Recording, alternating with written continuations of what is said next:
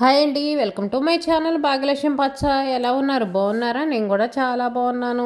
Video చూసేవాళ్ళు video కనుక మీకు నచ్చితే లైక్ చేయండి, హైప్ చేయండి.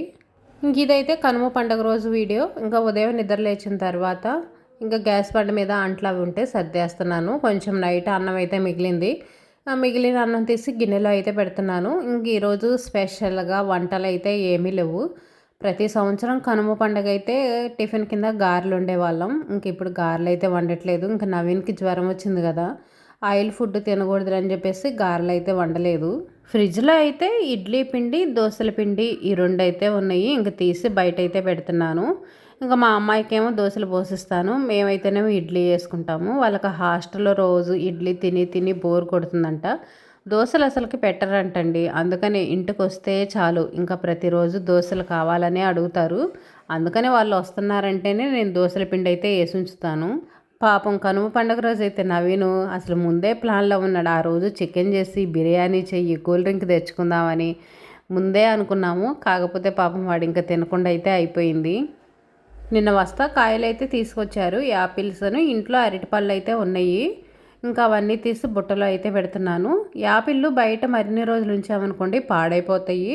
పిల్లలు ఫ్రూట్స్ తినటమే సరిగ్గా తినరు. ఇంకా వాడికి బాగలేనప్పుడు ఏదో ఒక కాయ తింటాడు, ఇంకా అంతకంటే ఎక్కువ తినడు కదా. అందుకోసమని 2 కాయలు తీసి అయితే బయట పెట్టాను. కదవన్నీ అయితే ఫ్రిడ్జ్లో పెట్టాను. మనకు కావాలనుకున్నప్పుడు తీసి బయట అయితే పెట్టుకుంటాను. మరిన్ని రోజులు బయట ఉంటాయి అనుకోండి పాడైపోతాయి. యాపిళ్ళు పైకి చూడటానికి బాగానే ఉంటాయి కానీ లోపల ఎర్రగా కమిలినట్టుగా అలా వస్తాయి. అందుకోసం ఫ్రిడ్జ్లో పెట్టుకున్నాం అనుకోండి పాడవకుండా ఉంటాయి. ఫ్రిడ్జ్లో నుంచి తీసి వెంటనే తినకూడదు కానీ ఫ్రిడ్జ్లో నుంచి తీసి కూలింగ్ ఆరిపోయిన తర్వాత 2-3 గంటల తర్వాత అయితే తినొచ్చు, ఏం కాదు. మనకి త్వరగా కూలింగ్ అనేది తగ్గాలనుకుంటే వాటర్లో వేసి ఉంచామనుకోండి 5 నిమిషాలు 10 నిమిషాల్లోనే కూలింగ్ మొత్తం తగ్గిపోయిద్ది. ఇంకా టిఫిన్ చేయడానికైతే ముందు చట్నీ చేద్దామని చెప్పేసి పల్లీలు అయితే వేయించుకుంటున్నాను. ఈ బాండీ మీద ఒక చరిత్ర ఉందనుకోండి. ఈ బాండీ పెట్టొద్దని చాలామంది అంటారు. కొంతమంది ఏమో ఏంటక్క ఈ బాండీ వాడుతున్నావు ఏంటి అలా ఉందంటారు. కాకపోతే నాకు అవసరానికి ఉపయోగపడుతుంది కదా, ఇంకెందుకు తీసేయటం అని చెప్పేసి వాడుతూనే ఉన్నాను. వాళ్ళు చెప్తానే ఉన్నారు, నేను వాడుతూనే ఉన్నాను. ఏ వస్తువైనా సరే అది పనికి రాదు అనుకున్నప్పుడు తీసేస్తా కానీ నాకు పనికి వస్తుంది, అవసరానికి ఉపయోగపడుతుంది అనుకున్నప్పుడు మాత్రం వాడుతూనే ఉంటాను. కొత్త బాండీలు కొనుక్కోవాలన్నా చాలా రేట్ ఎక్కువ అవుతుంది. ఏ వస్తువు కొనాలన్నా 200-300 లేనిది రావట్లేదు. చూడటానికి బాగుండవు కానీ ఆ పనులకి అవసరాలకైతే ఉపయోగపడుతున్నాయి. ఇంకా పల్లీలు అయితే వేయించేసి పక్కన పెట్టేశాను. ఇంకా నిన్న కొబ్బరికాయ కొట్టాను కదా, కొబ్బరి చిప్పలు అయితే ఉన్నాయి. ఇంకా కొంచెం కొబ్బరి అయితే తీసి ఇంకా చట్నీలో కొబ్బరి అయితే వేస్తున్నాను. కొంచెం కొబ్బరి వేసి కొంచెం ఏమో శనగపప్పు ఉంటాయి కదా, కొంచెం శనగపప్పు, శనగిత్తనాలు, ఒక ఎల్లిపాయ వేసుకున్నామంటే చట్నీ టేస్ట్ అనేది చాలా బాగుంటుంది. చట్నీ చేసి పక్కన పెట్టేసి ఇంక ఇదిగోండి ఇడ్లీ అయితే వేస్తున్నాను. పిల్లలకి ఇడ్లీ తినిపించాలంటే మాత్రం చాలా కష్టం అనుకోండి. మామూలుగా తినటమే వాళ్ళు చాలా కష్టం. ఇలాంటి టైంలో తినాలంటే ఇంకా కష్టంగా ఉంటుంది. కానీ తప్పదు, కష్టమైనా సరే పిల్లలకి ఇంకా ఎలాగోలా చెప్పి బతిమలాడి తినిపించాలి. అచ్చం ఇడ్లీ తినమంటే తినరని చెప్పేసి ఒక దోశ పెట్టేసి 2 ఇడ్లీ పెట్టడమో ఇంకా అలా అయితే చేస్తాను. ఎలాగలా తింటారులని. ఎక్కువ దోశలు తినకూడదు, ఆయిల్ ఫుడ్ కదా. ఇంకా టిఫిన్ అయితే చేసిన తర్వాత ఇంకా ఈరోజు పండగ కదా, కనుమ పండగ కదా, ఇంకా పొట్టేలు అయితే కోసారు. మటన్ అయితే తెచ్చుకోలేదు కానీ బ్లడ్ అయితే తీసుకొచ్చారు.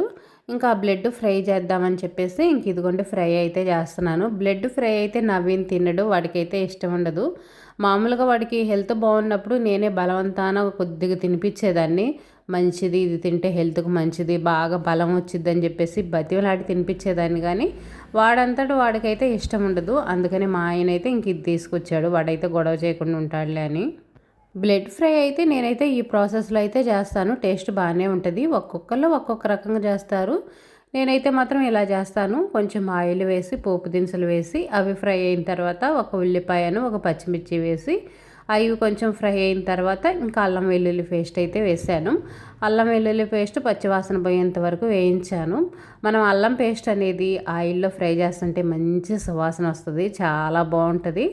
ఇంకా అల్లం వెల్లుల్లి పేస్ట్ ఫ్రై అయిన తర్వాత ఇదిగోండి బ్లడ్ అయితే వేసాను. వేసి ఇంక ఇదైతే ఫ్రై చేస్తున్నాను. గ్యాస్ అనేది సిమ్లో పెట్టుకోవాలి. మనం హైలో పెట్టుకున్నాం అనుకోండి అడుగు అంతా మాడిపోతూ ఉంటుంది, త్వరగానే ఫ్రై అయిపోయిద్ది. ఈ బ్లడ్ చెక్క ఉంది కదా, దీన్ని మనం చిన్న చిన్న ముక్కలుగా కట్ చేసుకోవాలి. పెద్ద ముక్కలుగా ఉందనుకోండి టేస్ట్ బాగుండదు. దీనికి ఉప్పు కారం అనేది పట్టదు. మనం పైన తినేటప్పుడేమో ఉప్పొప్పంగా కారంగా ఉంటుంది, లోపల ఏమో పచ్చిగా అసలు చప్పగా అనిపించింది, టేస్ట్ బాగుండదు. అందుకని ఎంత చిన్న ముక్కలు చేసుకుంటే ఉప్పు కారం అనేది అంత బాగా పట్టిద్ది, టేస్ట్ కూడా అంత బాగుంటుంది.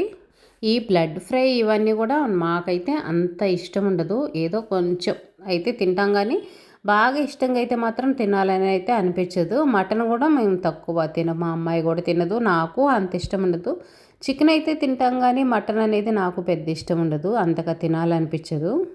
మటన్ తెచ్చుకోవాలంటే మేము అర కేజీ మటనే తెచ్చుకుంటాము, అది తినటానికే మాకు కష్టంగా అనిపించింది. చికెన్ అయితే మాత్రం కేజీ తెచ్చుకుంటాము, కేజీ తెచ్చుకుంటే మాత్రం బాగా పర్ఫెక్ట్గా సరిపోయిద్ది ఇంట్లో వాళ్ళందరికీ. ఇంక ఇదిగోండి బ్లడ్ ఫ్రై అయింది బాగా. ఇప్పుడు కొంచెం ధనియాల పొడి అయితే వేసాను, ఉట్టి ధనియాల పొడి కాదు, ఇందులో మనం చెక్క లవంగాలు యాలక్కాయలు అవన్నీ వేసి నేనైతే మిక్సీకి పట్టుకున్నాను. ఇంకా ఆ పొడి అయితే కొంచెం వేసాను. ఉప్పు కూడా వేసుకోవాలి, నేను ఉల్లిపాయల్లోనే ఉప్పు వేసాను, ఇంకా అదైతే సరిపోయిద్ది. చాలా పోతే తర్వాత మనం వేసుకోవచ్చు, ఎక్కువ ఉప్పు పట్టదు. ఇదిగోండి ఈ క్వాంటిటీకి అయితే ఒక అర స్పూన్ ఉప్పు పట్టిద్ది, అంతకంటే ఎక్కువ పట్టదు. ఇది కొంచెం ఫ్రై అయిన తర్వాత ఇప్పుడైతే కారం వేస్తున్నాను. ఒక పచ్చిమిర్చి వేసాను కదా, ఇంకా కొంచెం కారం అయితే వేసాను. మేము కొంచెం స్పైసీగానే తింటాము, మా అమ్మాయికి అయితే ఇంకా స్పైసీగా ఇష్టము, బాగా స్పైసీగా తింటుంది. హాస్టల్లో ఫుడ్ అనేది కొంచెం చప్పగా ఉంటుంది కదా, వాళ్ళు ఉప్పు కారాలన్నీ తక్కువ వేస్తారు కదా. ఇంటికి వచ్చినప్పుడు నాకు కూరలు కానీ ఏమైనా ఇలాంటి చికెన్లో మటన్లో వండేటప్పుడు కొంచెం ఘాటుగా చేయమంటుంది, అందుకని కొంచెం కారం కూడా ఎక్కువ వేసాను. దీన్ని మనం ఉట్టిదే తింటాం కాబట్టి కారం అంత ఎక్కువ వేసుకోవాల్సిన అవసరం ఉండదు. ఒక అర స్పూన్ కారం అయితే సరిపోయిద్ది, అర స్పూన్ ఉప్పు అర స్పూన్ కారం అయితే చాలు ఈ క్వాంటిటీకి అయితే. బ్లడ్ ఫ్రై అయితే మాత్రం మేము ఉట్టిదే తింటాము, అన్నంలో అలా అయితే మేము తినము, ఉట్టిదే తినేస్తాము, బాగుంటుంది టేస్ట్ కూడా. నేనైతే ఈ ప్రాసెస్లో చేస్తానండి, మీరైతే ఎలా చేస్తారు, ఎలా చేస్తే ఇంకా టేస్ట్ అనేది బాగుంటుంది అని చెప్పేసి మీకు తెలిస్తే తప్పనిసరిగా కామెంట్లో చెప్పండి. ఇంకా తర్వాత ఇల్లు కసువులైతే ఊడుస్తున్నాను, శుభ్రంగా ఇల్లు కసువులైతే ఊడ్చేసి బండ్లు అయితే తుడుచుకోవాలి. ఇంకా బండ్ల తుడటం అయిపోయిందనుకోండి, ఇంట్లో పని మొత్తం అయిపోయినట్టేను. ఇల్లు ఎప్పటికప్పుడు ఊడ్చినా కానీ దుమ్ము అసలు ఎంత దుమ్ము వచ్చిద్దోనండి, దుమ్ము అనేది చాలా ఎక్కువగా వచ్చింది. ఏ పూటకు ఆ పూట ఊడుస్తూనే ఉంటాము, అయినా కానీ కసువు అనేది ఎక్కువగా వస్తుంది. ఇప్పుడైతే గొర్రెలు అవి ఎక్కువగా తిరుగుతున్నాయి, తెల్లంగా దుమ్ము సన్న దుమ్ము అయితే బాగా ఎక్కువ వస్తుంది. చూడండి ఊడుస్తుంటే అసలు ఎంత దుమ్ము వస్తుందో. ఉదయాన్నే అయితే మాత్రం నేను కసువులు ఊడవనండి, ఇంట్లో పని మొత్తం అయిపోయిన తర్వాతే ఇల్లు అయితే కసువులు ఊడ్చుకుంటాను. ఉదయాన్నే ఇల్లు ఊడ్చుకుంటా కూర్చున్నాం అనుకోండి, ఇంట్లో పని అనేది ఎక్కడక్కడే ఆగిపోయిద్ది. ఎంత కసువేమి ఉండదు, ఇల్లంతా చెత్తగా డస్ట్ ఏమి ఎక్కువేమి ఉండదు, ఎందుకంటే ఏ పూటకు ఆ పూట ఊడ్చుకొని తుడుచుకుంటా ఉంటాము, ఎక్కడ వస్తువు అక్కడ సర్ది పెట్టుకుంటాము, అందుకని కసువు అయితే ఎక్కువేమి ఉండదు, కొంచెం తక్కువగానే ఉంటుంది. అందుకని ఇంట్లో పని మొత్తం అయిపోయిన తర్వాత శుభ్రంగా ఇల్లు అయితే కసువులు ఊడ్చుకుంటా వస్తాను. ఉదయాన్నే కసువులు ఊడ్చుకోవటం ఇవన్నీ ఎవరు పట్టించుకుంటున్నారు, ఇప్పుడు పట్టించుకోవట్లేదు. పూజలు చేసుకునే వాళ్ళు కూడా కసువులు ఊడ్చుకోవటం అలా అయితే ఏం చేయట్లేదు, ఓన్లీ పూజ గది క్లీన్ చేసుకుంటున్నారు, స్నానం చేస్తారు, పూజ చేసుకుంటారు, తర్వాత ఇంట్లో పని అయితే చేసుకుంటారు.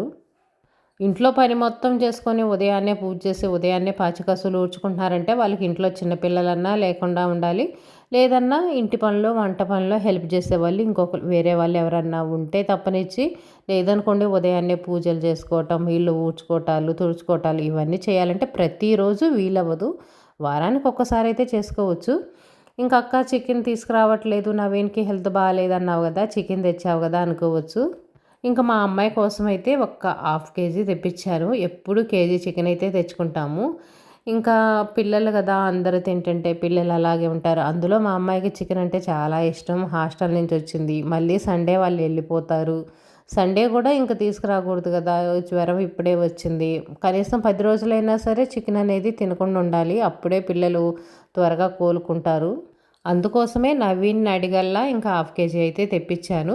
ఇంకా మీరు నా ముందైతే తినొద్దు, వంటగదిలో సపరేట్గా కూర్చొని అయితే తినండి అని చెప్పాడు.